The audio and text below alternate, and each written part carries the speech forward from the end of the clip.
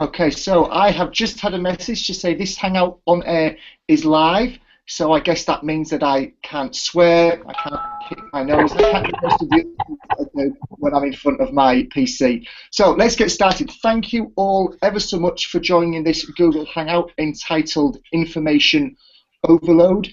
Just looking at some of the faces that I can see at the bottom of my screen, I know that many of you have registered for and are actively participating in a massive open online course, or MOOC, that is centered around how can we enhance, how can we enrich, how can we improve sales training. And I do that because, as many of you will have realized already, these principles can and should be applied to all sorts of training that we're responsible for, not just sales training. This MOOC is a little unusual. We think it's only scheduled to last 48 hours, 2 consecutive days. And we're doing that intentionally because we like to play around with our structures and the way we do things and the way that we facilitate and design, just to try and find out what works. Who knows, a 2-day MOOC might be the absolute optimal engagement option for people rather than stringing them out over weeks. We won't know until approximately this time tomorrow. This first day, this first level has all been about information overload, cognitive overload, remembering, forgetting, memory, all sorts of things heaped together into this first level. And what I really wanted to do was get someone to come along and speak to us live in this Hangout that knows far more about these than I do, and that's why I'd like to welcome Dr. Will Thalheimer. Will, thank you for joining us. Well, Craig, thank you for having me. It's delightful to be here. And You're very welcome. Oh, great. So you can all hear me? Let's give Will a thumbs up if we can hear him, if we would. I'm seeing thumbs from Alan. Hi, Helen, and Janet, and Robin there, and Joe, and Mike, and I doubt Mike's going to give us a thumbs up because it's just a portrait photograph, so I'm hoping he's giving us a thumbs up in the background there, Mike Taylor. Will, I'm sure many people are aware of you and have read about you. I hope it's been more frequently than when they stumble across you today, your content in the MOOC. Could you give us a little bit of background about who you are, what you do, why you do it, what's led you down this path, just to kind of set the structure for the rest of the session for these people that are here today, but also for anybody that watches this in the future that hasn't had the benefit of perhaps participating in this MOOC? Sure. Well, I have been in the training and development field for 30 years now.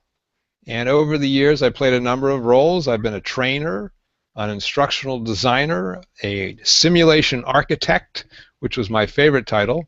I've been a project manager, a business product line manager.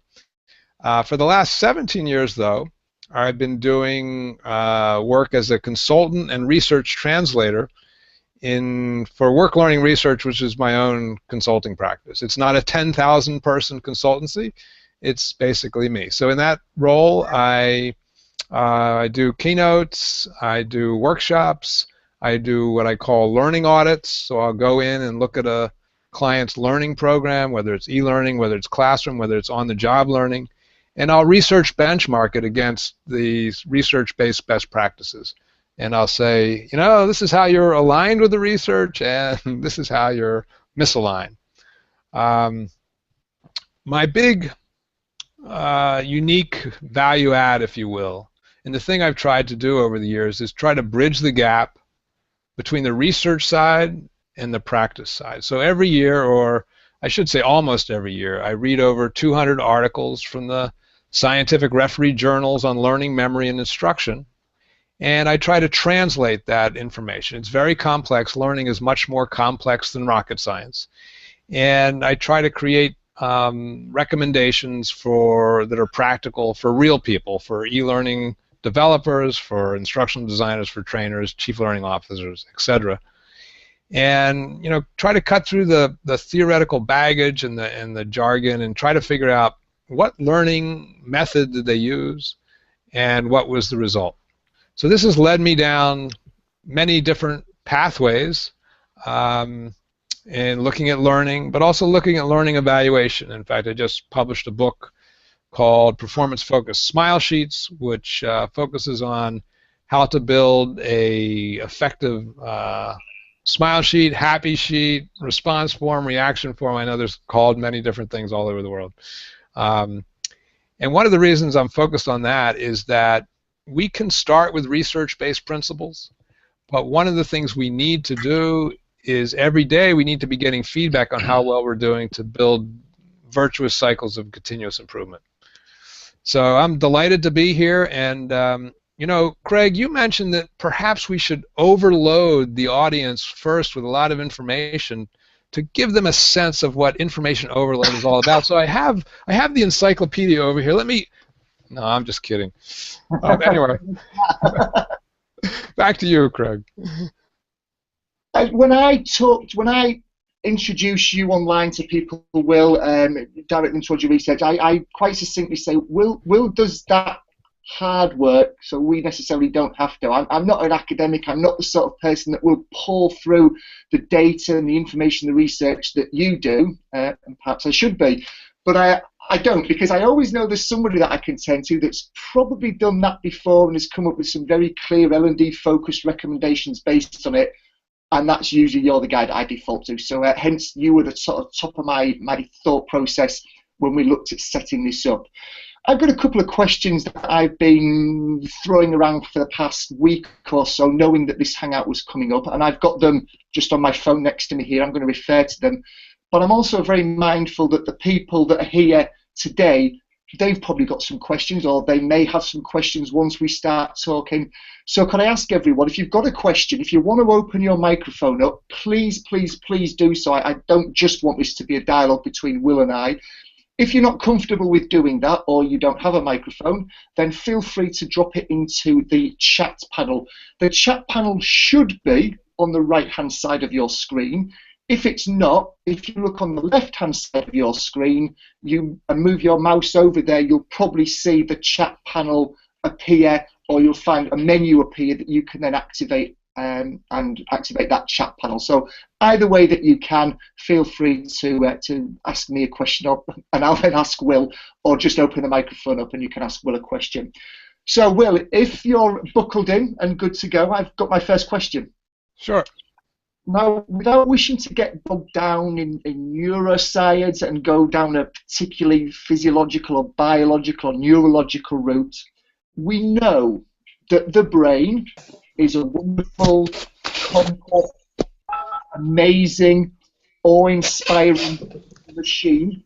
Nick's just arrived with both of his size 12s. Hi, Nick. But this brain, this wonderful machine that we've got, it's got its limitations. It's not the be-all and end-all. It does have some limitations.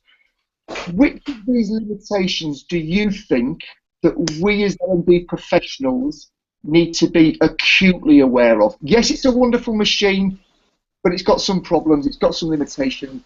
What are the top things that we need to think about in terms of those limitations? Well, let me just go over a few. And you know, before I do that, let me just give a little note that as I watch this Google Hangout, you know, if you scratch your head or you make a noise, the video will go on you. So if that's what you want, make some noise. So one of the problems, and keep in mind, when we talk about brain limitations, oftentimes these things are double-edged swords. So for example, when we remember things, some things become more accessible in memory. And that's good for those things, but as we're learning one set of things, other things are fading a little bit from memory. And this actually has a benefit, because you don't want your brain to be like the internet, right? The internet's just got too much information. And if everything was so easily, if everything was right there at the same level of priority, we wouldn't be able to think, let alone get any work done. One of the biggest limitations of the brain is that we forget.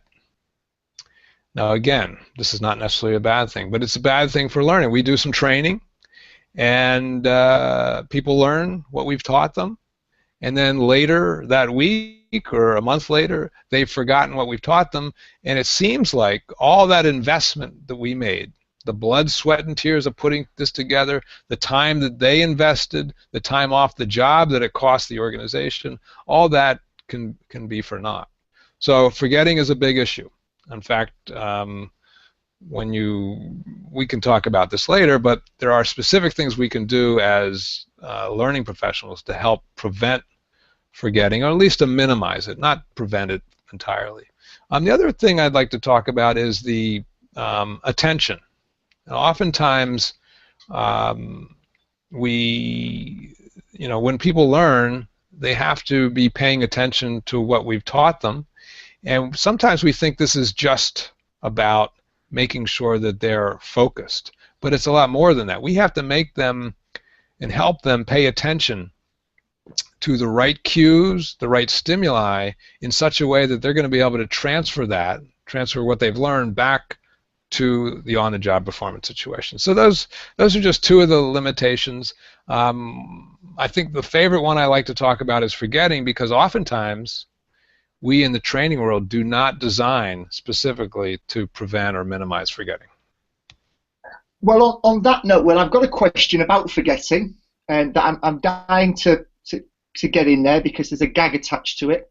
So let me make a statement about forgetting then, and let me then offer it over to yourself. Within 30 days of this Hangout finishing, people that are in this Hangout will have forgotten 79% of what we've spoken about. Now, we know this because science tells us this, because Ebbinghaus, dating back to the late 1800s, has proven this. We know that 79% of information will be lost within 30 days. There, my statement is over, Will. How would you come back against that? Let me just say this. Cog, Dob, Doob, Eb, Oob, Lub. Those, what I was just going over, were what are called nonsense syllables. And Ebbinghaus did a lot of work on nonsense syllables. And we know that people tend to remember things that are meaningful a lot better than they remember things that are not meaningful. So Ebbinghaus did a great service to the world, not just to the learning industry, by looking at and analyzing his own learning and the learning of others, and finding out that people tend to go up a learning, when they learn a whole bunch of things, they tend to go up a learning curve, and they tend to go down forgetting curves. But we cannot rely on his findings for our training. We have different learners. We have different content. We have, different amounts of prerequisites that they've learned. We have different complexities. I think one of the things you put in Curator was on the MOOC was that my paper on this, rather snarky, and I encourage you all to read it because it's kind of fun. But I actually did some. People have always told me, "Hey, Will, don't people forget 50% of what they learned in 24 hours and 90% after a week?" And I said, well, let me look at it. So I actually looked at some research, and the answer is it depends.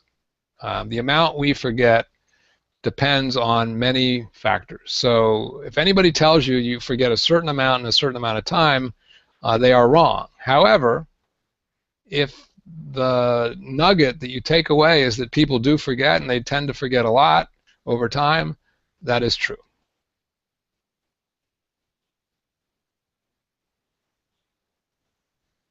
Craig, are you there? He seems to be he seems to be frozen in time there under the scowl, as if technology has just taken over. He does indeed, Will. Hey, it's Alan here. So I'm fascinated by what you're saying. So can you tell me a little bit more about what Ebbinghaus, what the application is as far as Ebbinghaus is concerned, as far as we should be concerned? Sure.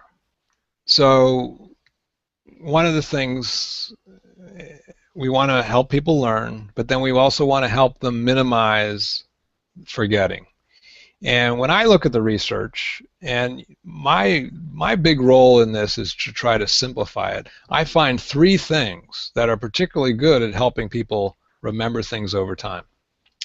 Number one, context alignment. So, in other words, what you want to do is to make sure that the learning situation is similar to the performance situation, that the cues in the environment are similar. A simple way to say this is, if you can, you should simulate. You should simulate the real performance situation. So we're talking about sales training here, right? And sales learning and sales performance. If you want to help someone be a better salesperson, you ought to put them in a situation where they are talking to a customer, whether that's over the phone, across a desk. Put them in the kind of real roles that they have to do.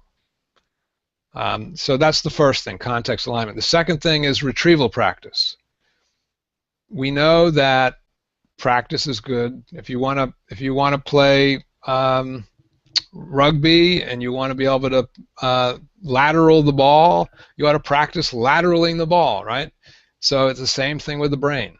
If we want to be able to retrieve information from memory, or we want our learners to be able to retrieve information from memory, what we need to do is to give our learners practice in retrieving what they've learned. So oftentimes we teach too much content and we don't give people enough practice. And the third thing is to space repetitions over time.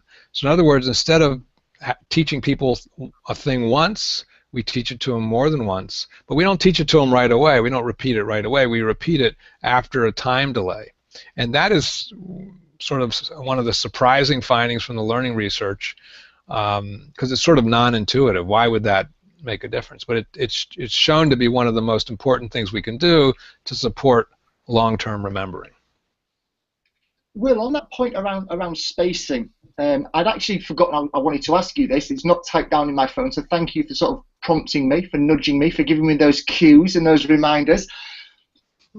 I see the word spaced and spacing used quite a lot, which is really good to see, but I see it being used in different ways, and I worry whether we're all talking about the same thing. So I see the phrase spaced learning used, and when I see people describe what that is, I hear them talking about what I would call the initial delivery of some content, but in pieces over time. Then I see people talk about spaced reminders or spaced activation, which is the way that they've described it, takes place after an initial delivery, and it's those reminders, it's those nudge, it's those prompts for them to mentally go back and revisit what was delivered in the initial training. So is there a difference between spaced learning, spaced delivery, and spaced activation, spaced reminders? Are they two different things, and are we all talking in an industry about the same thing, or are you seeing people using subtly different terms trying to describe the same thing? I think from a cognitive perspective, looking sort of at the fundamentals of the human cognitive system, we're talking about the same thing. What you're doing is bringing information into working memory and then repeating it after a delay, after a waiting period. And that has a particular effect, whether it happens during training or after training. Now, the thing is, if we do it during training, what we'll be doing is we'll be minimizing the forgetting curve afterward. But if you think about things that come after training, then we're even doing more. So it's more spacing, more repetitions, and you're, in some sense, once you stop learning something or you haven't learned it in a while, the forgetting curve begins to go down and down and down for a lot of things. But if you keep reminding people, then the forgetting curve may not even be starting yet. So it's sort of the same thing. Earlier I was asked about Ebbinghaus. So Ebbinghaus taught us about forgetting. And one of the things, an additional thing, in addition to minimizing forgetting, we should also be thinking about maybe not having people forget in the first place. In other words, putting some of the information they need in a performance support tool, in some external memory aid, because people can't remember everything. Particularly if you think about a salesperson having to remember features of a number of different products, that's a very difficult thing. and they might be better served, instead of trying to memorize these things, to be taught how to use a external memory source. Could be on their phone, right? Could be on a tablet or whatever. It could be in a manual, if you want to go old school, but some external memory source, and having practice with that. So there's the during training, where we try to minimize the forgetting curve, and then there's after training, where we provide reminders, but also maybe some performance supports as well. And I've seen some tables, and it could well have been in one of your videos, Will, where we talk about how do we spread these reminders out? Do we issue the reminders as soon or in a relatively short time frame after the initial training, or do we move those reminders sometime later when they're more likely to be forgetting, or do we space them out regularly? Is there some sort of pattern that we should be looking to establish as to where these reminders happen? Or if they happen anywhere, is that a good thing, and should we be worrying too much about the spacing of them? Well, there's a little bit of noise in the scientific data. However, my recommendation is fairly simple, but there's two aspects to it. One is the idealistic answer that I'm going to give you, but then there's the practical answer. So I'll give you the idealistic answer first. So we have a spacing period, in other words, the period between the repetitions, and then we have a retention period, how long you might want to remember it. So ideally, if you want to remember something for a month, you would space the repetitions over a month, right? So they're equal. The longer the spacing, the better people are at remembering. But that's not logistically feasible for most of us, most of the training, right, we do. So one thing that researchers have found is that if you space things over a 24-hour period, that seems particularly effective. There's something about sleeping that consolidates the memories. In fact, they've shown that if you learn something right before you go to sleep, you tend to remember it better than if you learned it earlier in the day, because your brain is more likely to work on it. If you can't do 24 hours, 3 hours is better than 1 hour. 20 minutes is better than 10 minutes. So longer tends to be better. If you can mimic the time of the retention interval, how long you want people to remember, with the spacing interval, you should do that, but that's probably not logistically possible. Do it as long as you can. Okay. I guess Craig, yes, Nick. can I ask a question? Of course, please do. Hi, Will. This is probably going to sound like... Can you hear me? Sorry. Yes, we can hear you. This is probably going to sound a bit of a daft question. I'm really interested by what you're saying. I play drums in my spare time, and I kind of relate to what you're saying, and I'm just wondering, is there... It might be a bit obvious, but is there some sort of... if you're doing something that's physical, if I'm trying to learn a pattern for something, I've got a focus, I've got a goal, and there's something about something that's physical, that's in my hands, that coupled with my mind, that the two work together, obviously. But I can relate very much to this kind of space pattern approach, because I could probably try to learn something new, and I could probably give it about 20 minutes, and then I just leave it, and then I come back to it the next day. And of course, there's this kind of unconscious thing when suddenly I didn't realize I got it the day before, and suddenly I'm able to play it or something.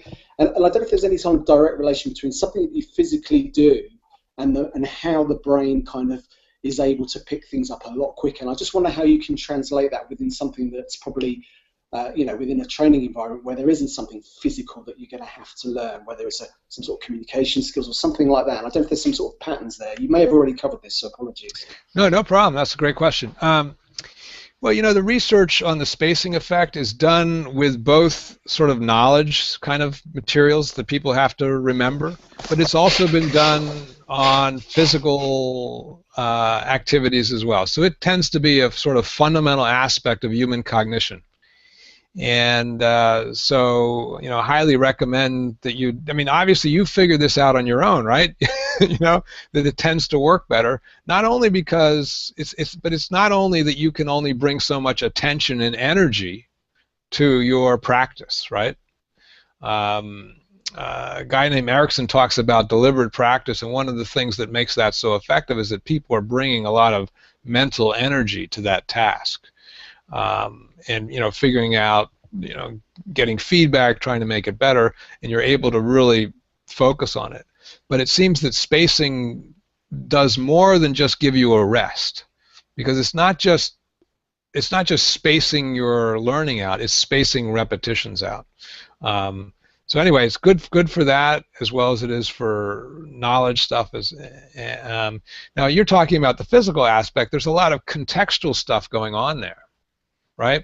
When you're drumming, and my daughter is a budding drummer, and you're making movements, and some of those cues from the body sensations are sort of contextual cues, and also, of course, the sound that you're making as well. So all that, everything. We like to, if you got a trainer up in the front of a room, and you think, well, I'm just taking in their learning messages. No, you're taking in the sound of their voice, the temperature in the room, the level of caffeine in your system. These are all contextual cues. Some of these experiments they've done, you learn better, you remember better. So if you learn when you're happy, you're better able to remember when you're happy. If you learn when you're sad, you're better able to remember when you're sad. They've done it, even under the influence of marijuana. If you're stoned and you're learning, you're better able to remember when you're stoned, and vice versa. This is Dr. Will Thalheimer does not recommend this approach, except in Colorado over here. But in general, this context thing really makes a difference, as well as the spacing. Thank you, Nick. That was a great question. I guess what you're speaking about just at the end there, Will, is about, I've heard Dr. Itiel Draw talk about this, and it's the encoding. The closer the encoding environment is to the retrieval environment, the more he's likely to remember, the less he's likely to be forgotten. Absolutely. And let's take this to the sales situation. Please. One of the biggest mistakes I've seen in sales training is that we try to teach the salespeople the feature set of the new products that are coming out, right? And there's 100 different ways, many different features. Sometimes these salespeople are completely overwhelmed, and they're drilled on these things. But this information, what's the route to memory for it?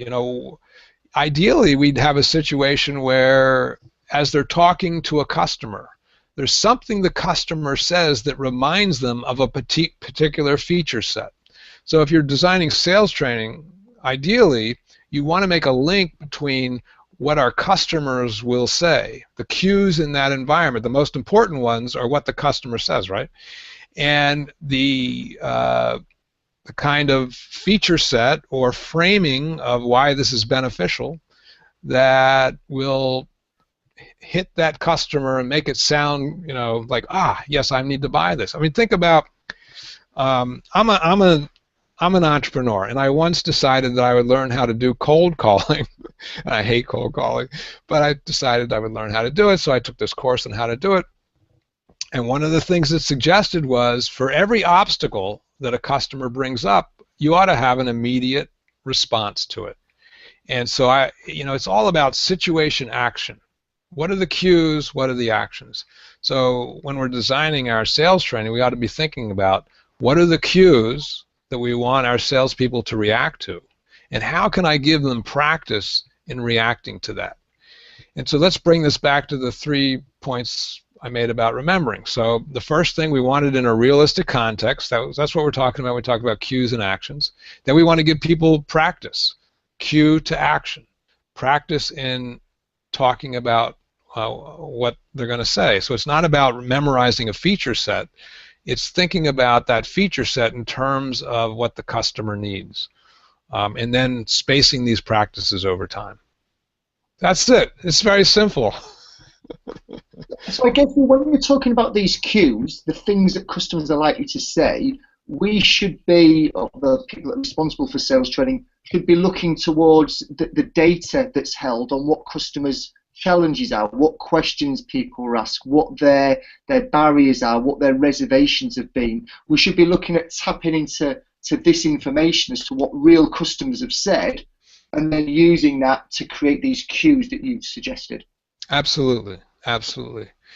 Now, of course, a salesperson's job is difficult, and they're not going to remember all of this. So we also want to remember that people forget and give them some support. So before they go and take an important sales call, an important sales meeting, we give them some supports, things to remember, some reminders to keep things highly accessible in long-term memory, so that when they go into that call, the cues are more likely to trigger the right responses. They'll be able to go in and do a good job, probably, if they've thought about this a little bit. But we can even help them be more directed, give responses that are more likely to get the result that they want, if they are reminded in advance, because you can't remember everything. Okay, thank you. Thanks, Will. Robin, you've made a comment over in the chat box. I don't know if you've seen that, Will, and Alan's asked for a bit more information from Robin. Are you able to? Do you have a mic, Robin? Are you able to open it up and explain what you were putting into the chat pod? If not, looks like he's got a mic. Over to you, Robin. Hi, thanks very much, Craig. Hi, everyone. I was just explaining in as much detail as I could in the chat pod there that we run a series of highly experiential training programs for salespeople specifically. We don't teach features, partly because all of our research, which goes back over 40 years, tells us that teaching salespeople how to sell features really doesn't work. So what we're doing is we're selling sales processes based on verbal reasoning. The verbal reasoning training requires people to have a common vocabulary before they get into the classroom, because otherwise we can't have a conversation with them, and we spend a lot of time teaching them stuff when in actual fact we'd like them to be experiencing stuff. And so we give them lots of upfront material which they are required to do before they come on the program, and then they work through those series of simulations, role plays, call them what you will, within the workshop, and we then release a series of reinforcement materials. And we have tried all sorts of mechanisms for this release. We have put them all out at once, we've put them all out a week later, we've put them all out a day later, we've put them all out in a weekly release. So on some of our programs we'll have as many as 14 or 20 separate reinforcement materials. We've included some of those are direct activities that we want them to take on and send information back to us. We've asked people to use videos. We have a whole host of things. We've even integrated those tools into their existing CRM, customer relationship management systems, so the systems that they are using already.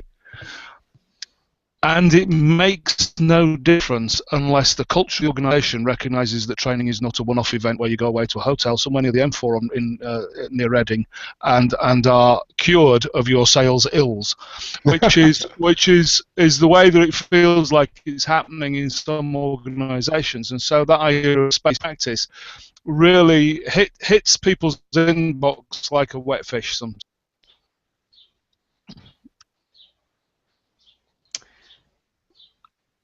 So, okay, let's play on that. Let's play on what Robin's just said then. Will, I'm going to put you on the spot. Sales director, sales manager, whoever it is, could be the sponsor of a project that's got nothing to do with sales, comes along, wants you to put together a typical information dump type of activity, whether it's e-learning or a one-day course or a one-month course, a big dump of information all at once. They want it to be a one-off event. They don't have time to do anything in advance. They've got because nobody has, of course. Nobody's got any time to do anything afterwards. It's the wet fish hitting their inbox, as Robin said there. I won't ask what your response would be, because obviously this, children could be watching this in weeks or months to come. What would be your single biggest, if you were stood in the lift with that particular sponsor? Is there any one piece of research or data or facts that you could cough up from your sleeve, that you could bring out of your back pocket to just try and air that project sponsor towards thinking differently? Is it something you've already mentioned, or is there something else? What's the big win, I guess, from trying to get people to think differently? Well, number one, trying to get people to think differently is a very difficult task, right? But I would do a couple things. Number one, if they can't, let's say I was an e-learning provider and they said we want to dump all this information. Well, as a consultant, of course, you have to say, well, I can help, right? But then you got to, you got to like dig deeper and find out what they really want. And sometimes you can talk them through this into, well, what we really want, and they usually come and tell you what we really want is people to perform better. And you can show them examples, this is what's going to happen. The thing that works the best for me is to just simply show them the learning and forgetting curves and say, okay, if I get your learners up this learning curve, and then 4 days later they've forgotten it all, is that a good investment in the effort? And then I can, share, well, if you want to get people to have a minimized forgetting curve, these are the kind of things that you need to do. So, that's sometimes these visual models tend to be most effective to get going. I think Robin was actually asking a different question, and his microphone sort of froze up there, but if I can try to answer it and anticipate what he was going to say, let me go ahead and do that. I think Robin was saying, look, we've tried to do after training reinforcement, but the salespeople simply don't want it. One of the things, and I've noticed this over the years, that salespeople tend to be a very demanding audience for training, and they are not going to spend any second in the classroom or in an email interactivity unless it provides value to them. So, and it sounds like Robin and his organization know what they're doing, and they've tried everything, or tried many things. Obviously, I'd have to take a look at it specifically to be able to make specific recommendations. But I know that there's been success in this area. There's a sales guy that started a company called Count 5 that has a subscription learning tool, a tool to help people deliver these nuggets of information over time. It's called, the tool is called Q Mindshare, and is a sales guy. He tends to deliver a lot of his programs to salespeople, and they've had really good success in getting an uptake on that. So, I'm not sure the secrets to his success. There's a website I curate called subscriptionlearning.com. You can go. There's a blog post on what they're doing to get more insights. I think one of the things that they find is that it really does have to be more than just a salesperson's interest in doing that. There needs to be some scoring. There needs to be it needs to be part of a longer learning event. You can't, if you have a learning event and you just add things on to the end of it, it's not as effective as if you have a learning event that takes place over time, where the finish line is really considered not at the end of the classroom training or the e-learning program, but later. The other thing they do is they ask for a lot of interactivity, and they ask a lot of challenge questions, questions that salespeople and others feel they need to be able to know. Now, that being said, that's these subscription learning methods, as I've found, and I've experimented in many different ways of using these. Sometimes they work, sometimes they don't. We're sort of pioneering in this area, and we're trying to figure out, what the magic potion is. And it's obviously different with different learners, different organizations, but we're still learning about that. So unfortunately, Robin, there's no recipe to follow at this point in time. I'd love to hear, though, Robin. Let's connect later. I'd love to hear what you tried specifically. Thank you. Well, thank you for the initial question as well, Robin. No problem. Just want to open it out because I'm mindful that we've just gone past just past the halfway point, and just wanting to open it out. Whether there's Joe, Janet, there's Alan that's not asked anything yet. Anybody else got anything they want to raise, either in relation to what Will has already spoken about, the engagement that we've had, or something else that we've not touched on that you think falls into this memory, forgetting, information overload, cognitive load area? Over to you. Or yeah, I would also, if any of you have done things that you think are particularly effective, that are aligned with the learning research, that are that help overcome some of these information overload problems, I'd love to hear about those as well.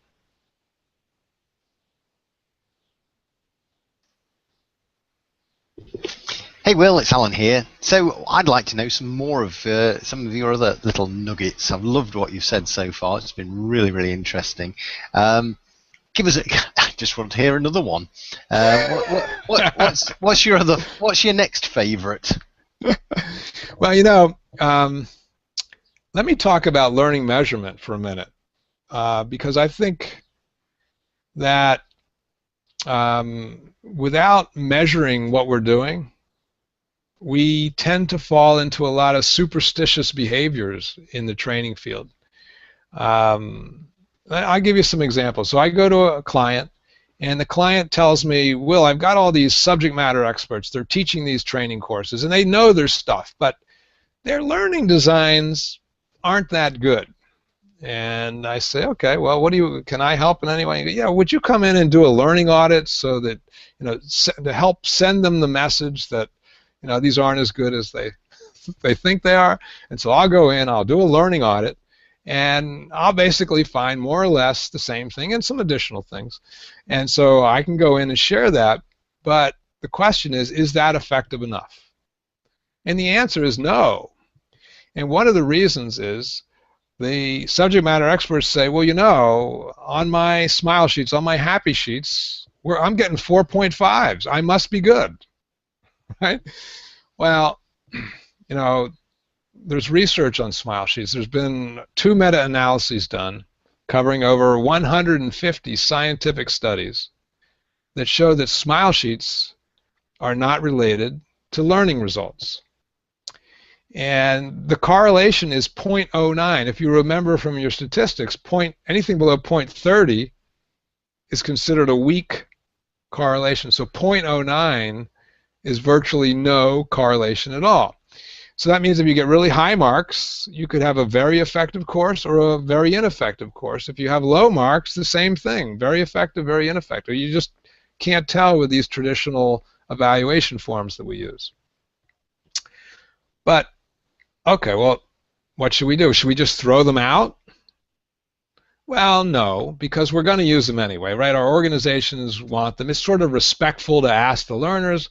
We're just going to keep doing this. So can we make them better? And my answer is yes, we can make them better. Obviously I wrote a book about this, but I don't want to go into smile sheets per se, but you can go buy the book if you want, smilesheets.com. But let's talk about other issues with learning measurement that give us bad feedback. Because this is, to me, I'm up on a soapbox about this, because to me, in our field, the number one thing we do is use these evaluation forms, these level 1s, these response forms, these happy sheets. That's the number one thing we do to get feedback. But we know from the meta-analyses that we're not getting good feedback, so we can't rely on those. So what if we do level 2 tests of learning? Well, there's 3 biases in the way we measure learning results. One is that we tend to measure at the end of learning when we're at the top of that learning curve, right? Well, if we're at the top of the learning curve, but our learners are likely to slide down the forgetting curve, that's a very biased result, so that's no good.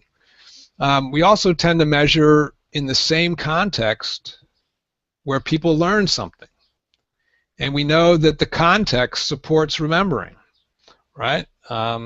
They've had people learn in room A and room B, and if you learn in room A, you're more likely to remember in room A than room B.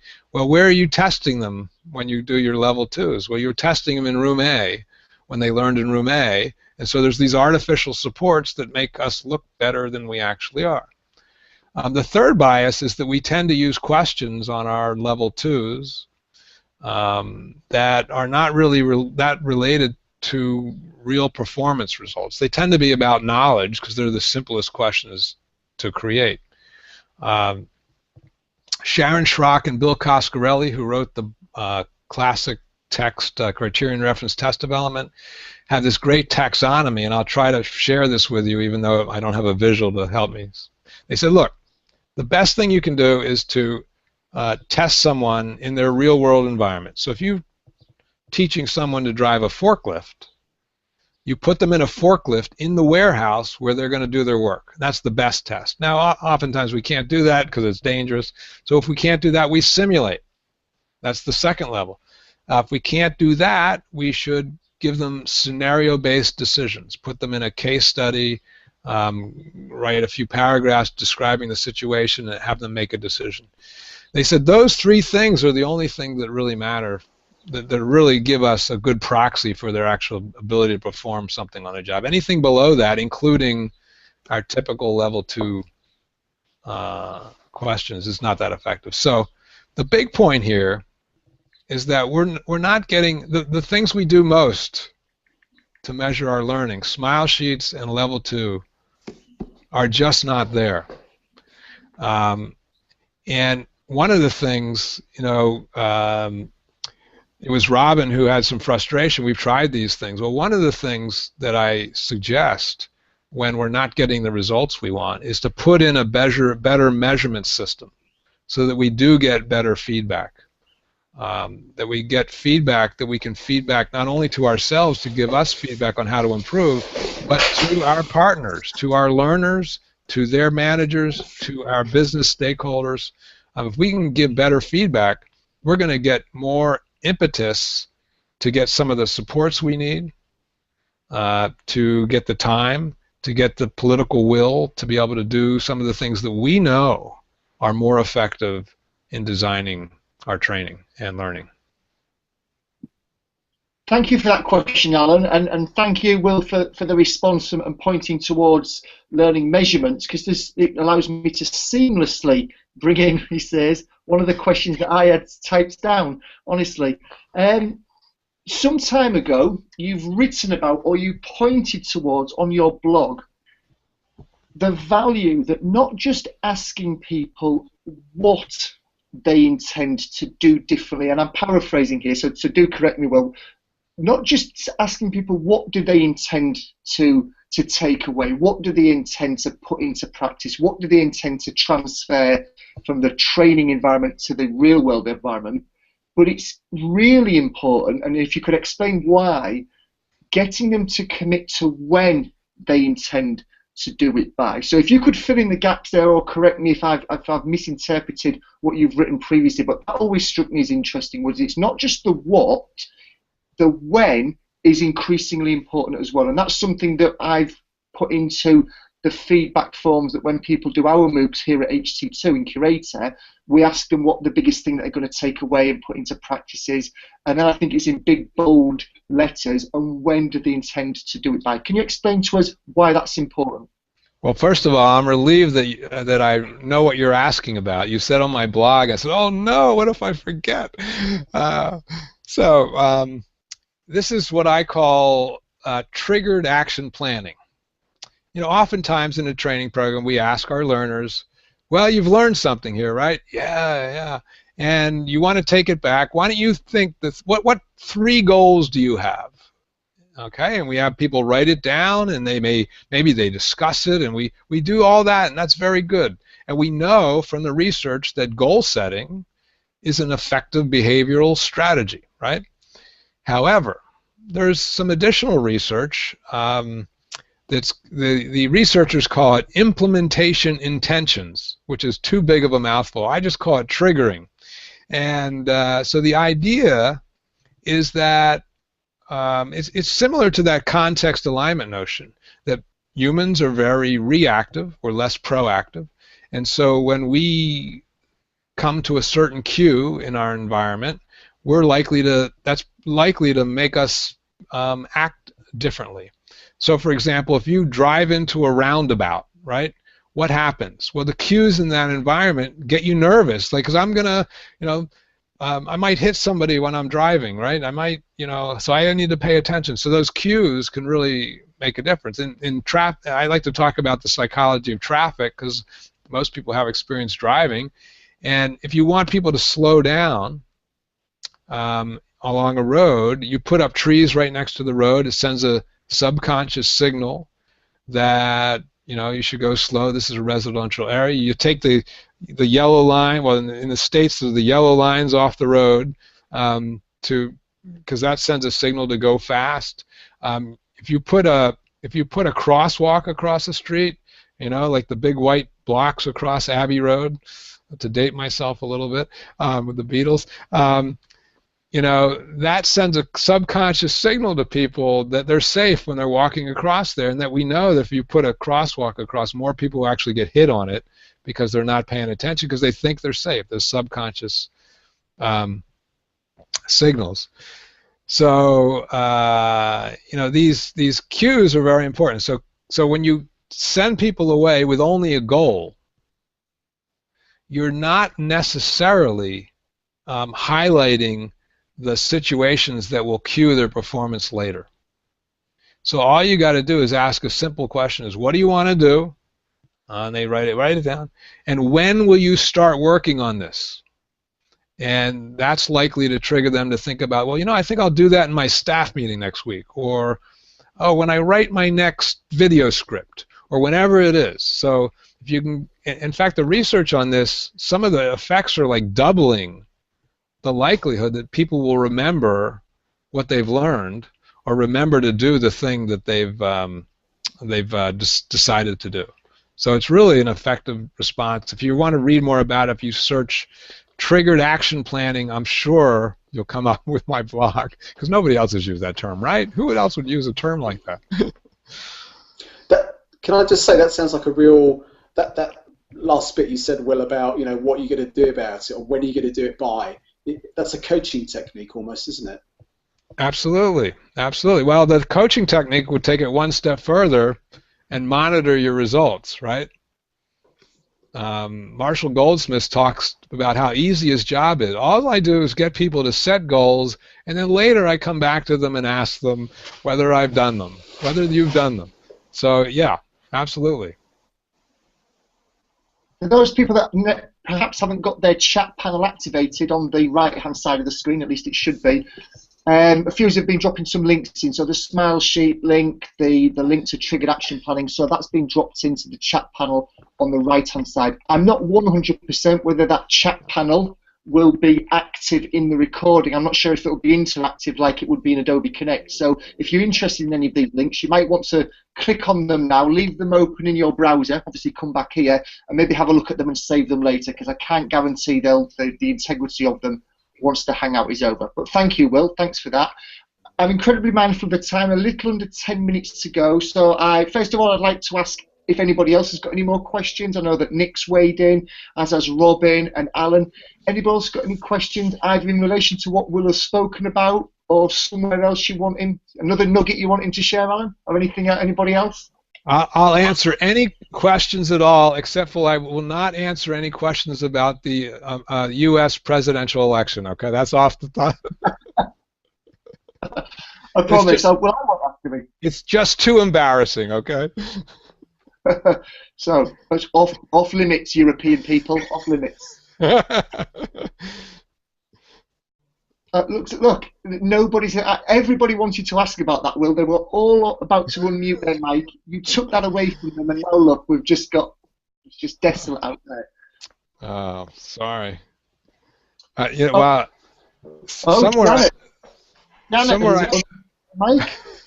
Yeah, I opened my mic because I'm still kind of excited about the earlier conversation about measurement, because as Craig will let you know, I'm all about that, and I make our developers' lives a misery asking for more data all the time. So I'm actually quite excited with some of the things that are going on with XAPI with respect to actually measuring performance, and I didn't know if you'd had any particular experiences with that. Well, just today I was at lunch with two folks that are like completely crazy over this idea. They think it's the biggest thing that's going to happen to the learning field. So I've talked to a lot of people about it. I'm not a techie, so I can't talk about the engine behind it. But yeah, absolutely. I think this is a great opportunity. For those who don't know, XAPI is I don't even know what the right word to call it, but it's a way to capture data using a very simple syntax, noun, verb, object. Am I right about that? Did I get that right? Yeah. Yeah, that's the most basic form. Yeah. Yeah.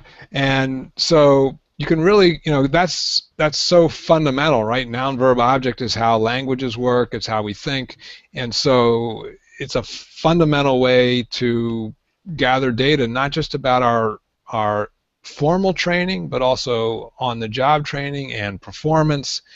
And so it really opens up a great opportunity for us to get more meaningful data. Now, I have some fears about this. And one of my big fears is that the folks who are, well, this happens with any new learning technology, right? We try to, we take it and we make a mess of it because we tend to measure the wrong thing. So you tend to measure what's easy. I was with a client once, and they had some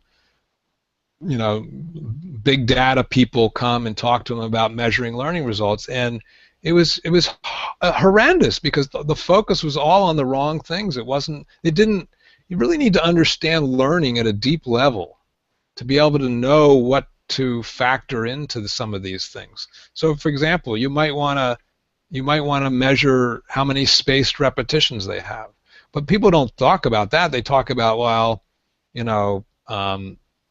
which pieces of information have you gotten? Things that are just not that relevant. So I think it's gonna be very important and very useful in the future, but I think we're gonna make a lot of mistakes along the way, and I think we need to be very careful. And since you've been thinking about this, why don't you give us a couple things that you see, and what are the good sides and what are the dangers? Yeah, well, Alan and Craig will tell you that they get tired of me saying this, but when I first learned about XAPI a few years ago, talking with Aaron Silvers and that crew, I was like, this is either going to be the greatest thing that's ever happened to learning, or it's going to be the world's worst Orwellian nightmare, and I really don't see a lot of middle ground. But what got me excited was I realized whether you're talking in K-12 or higher ed or workplace learning, we're not going to be able to change how we do learning until we change how we can assess, because there's always going to be some stakeholder who needs the numbers, who needs data in some form, and so saying, okay, how do we assess better? For me, it often, especially when you're talking about professional learning, comes around to looking at what are the business objectives, what's the big picture goal, the context of the learning, and then those things can usually get broken down into two things. You look at questions of participation and questions of performance, but it's not looking at the data at face value. It's once you start digging into it saying, okay, what are the connections? And you have to kind of be like that obnoxious, like 5-year-old kid in all of us who you have like the broken clock and you're so excited because you get to take it apart and see how it works. And I think to use learning data well when we get started in any course, in any situation, is yes, to have the business context, to have the performance questions at hand, but then to start taking the data apart and saying, what can we really get out of it? And it's often by getting your hands really dirty and digging in that you can start asking the really, really good questions. And that, and going back to something you said earlier, human intuition's ability to really get statistics wrong is fabulous. I think if you've ever gone to a conference in Las Vegas, you fly into town and there's that glowing monument to the number of people who are bad at statistics. And so I think people have to approach it with both insight as to what they're trying to achieve with the learning, because that tells you what to look at, and also insight to, if I don't know the statistics, I better find somebody who does. Absolutely, and I'm glad that you and people like you are out there thinking about this thoughtfully. When I, if you take the Kirkpatrick 4-level model, it's ubiquitous, but it's also controversial. One of the things it misses, for example, models should send the correct messaging, right? As much as possible. They shouldn't send messages that are bad. And one of the messages that it does not send, it doesn't say anything about remembering, right? It doesn't make the distinction between remembering and forgetting. It talks about level 2, but we tend to measure all level 2 in the learning event. And, if we had better models that got us thinking about, there's a causal pathway from the learning event to the learner's comprehension, to their ability to remember, to their ability to put it into practice on the job. And then we know that people just don't do things by themselves on the job. They have to have the resources and the time, and they have to be motivated, and they have to have it prioritized, and then maybe their manager has to support. So then if you've got a measurement system, you got to think about what are all those impacts as well. And eventually, I think XAPI will be able to measure some of these things. I do hope that we can. I like your dichotomy between the best thing that ever happened and the worst thing, because yeah, it scares me, but also there's this great hope out there. So yeah, good conversation. Thank you, Janet. Thanks for weighing in there at the end. Much appreciated, and thanks, Will, for coming back and offering your perspective on it. Final question to Will, and I suspect it's going to be a very brief one. We're at the top of the hour, or just gone past it. We've got a group of people in this Hangout at the moment who I think are all involved in the people development field. It may be sales may be an element of it. They may never touch sales training, but I think we're all involved in helping people to do their jobs better in some way, shape or form. I suspect the people that watch this recording afterwards will be in a similar field as well.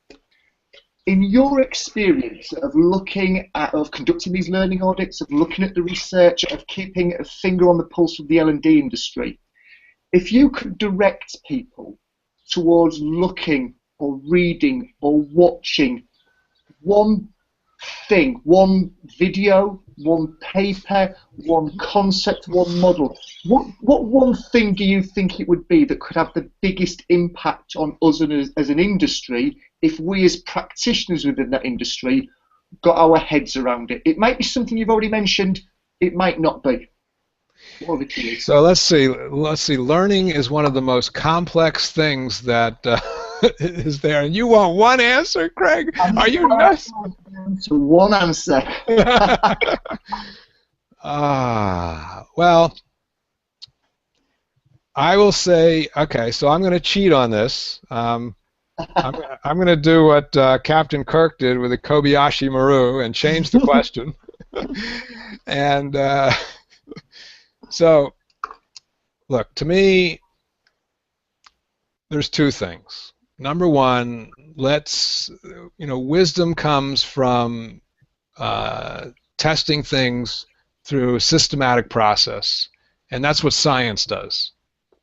So there is some very good science. In fact, in the last 10, 15 years, I think the science of learning has really blossomed. It's really come together.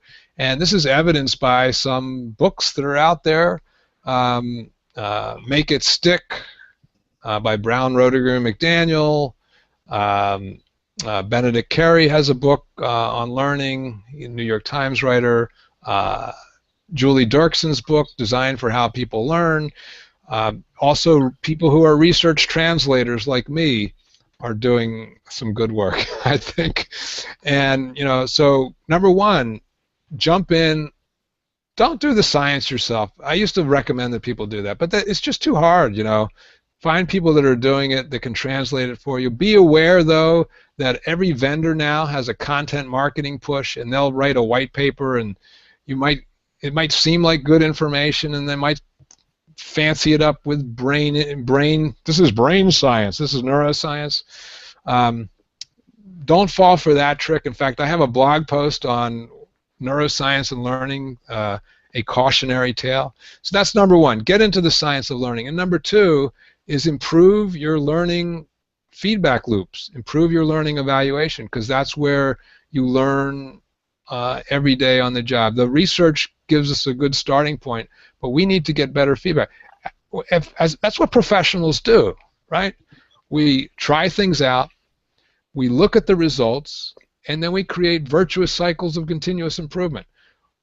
We have this big blind spot in our field where our evaluation tools are not up to the task, so we need to do that. So I answered your one you wanted one like video or something. I gave you the science of learning and get better feedback. So I hope that's okay. That was great.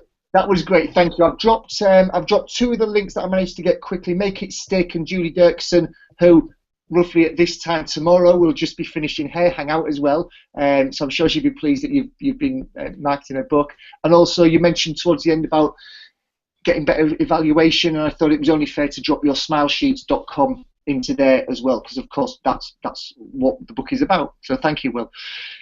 Could I ask everybody if you'd give me, whether you want to activate your mic or not, but if you'd please join me in giving a big thumbs up or a cheer or whatever it is to Will. Thank you ever so much, Will.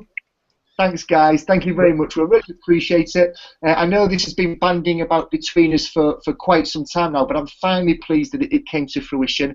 I'm sure that the recording will be an incredibly valuable resource, both to this MOOC, YouTube in general, and also people obviously that look at HT2 for demonstrating thought leadership and connections in the industry. So, you know, people are thanking you in the chat panel, and I'm doing the same as now at this point in time. I've dropped Will's contact details in terms of his Twitter account and his website into that Hangout as well, so feel free to click on those links. And if you're not already following Will, why not? And maybe now is the time to do something about that. Will, thank you very much. Thanks, Craig. Thanks, everybody. Great conversation.